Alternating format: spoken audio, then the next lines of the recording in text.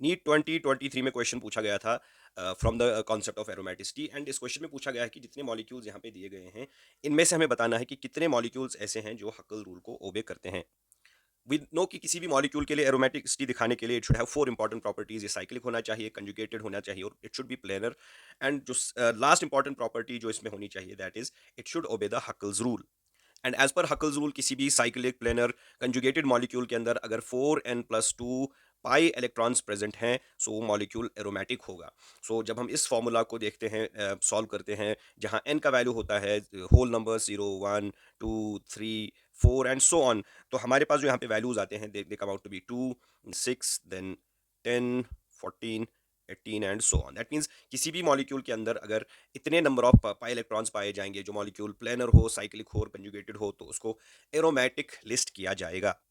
Now in the given question हमें यही चीज चेक करनी है कि कौन सा मॉलिक्यूल इस रूल को फॉलो करता है, किस मॉलिक्यूल में 4n+2 पाई इलेक्ट्रॉन्स हैं। So let's see one by one which among these follow the Huckel's rule. So we'll take the first molecule. इस molecule की अगर आप बात करें, we have 1, 2, 3, 4, 5. So 5 पेयर यहाँ पे है, odd number of pi bonds present है, तो 5 बॉन्ड्स होने का मतलब है इट हैज 10 पाई इलेक्ट्रॉन्स। तो 10 पाई इलेक्ट्रॉन्स हकल सीरीज में फॉल करता है, so we can say that this molecule is aromatic and it follows the Huckel's rule. Moving to the second one, इस मॉलिक्यूल के अंदर यहाँ पे 2, 2+2 और 4 इलेक्ट्रॉन्स, 2 पाई बॉन्ड्स इसमें हैं, and it has also this lone pair जो कंजुगेशन में पार्टिसिपेट करता है, so they are the pi electrons. So in this case we have a total of 6 pi electrons, and this also therefore follows the Huckel's rule. Then third molecule we have 1 and 2, only 4 pi electrons in this case, so this does not follow the Huckel's rule.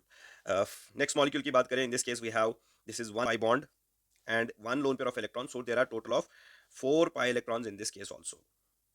Therefore this again does not follow the Huckel's rule.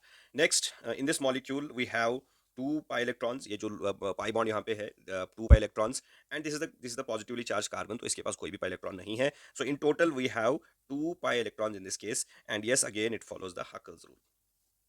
Next molecule we have 1, 2, 3, 4 pi electrons, so it will be having 8 pi electrons. Again, this is not in the series of Huckel's rule, so Huckel's numbers. So as a result, this is again not aromatic.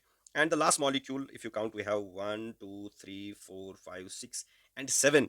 We have 7 pi bonds here, so that means we have a total of 14 pi electrons. So again, this falls in this series. So we have a total of 1, 2, 3, and 4 molecules which obey the Huckel's rule. So the option D will be the correct answer in this case.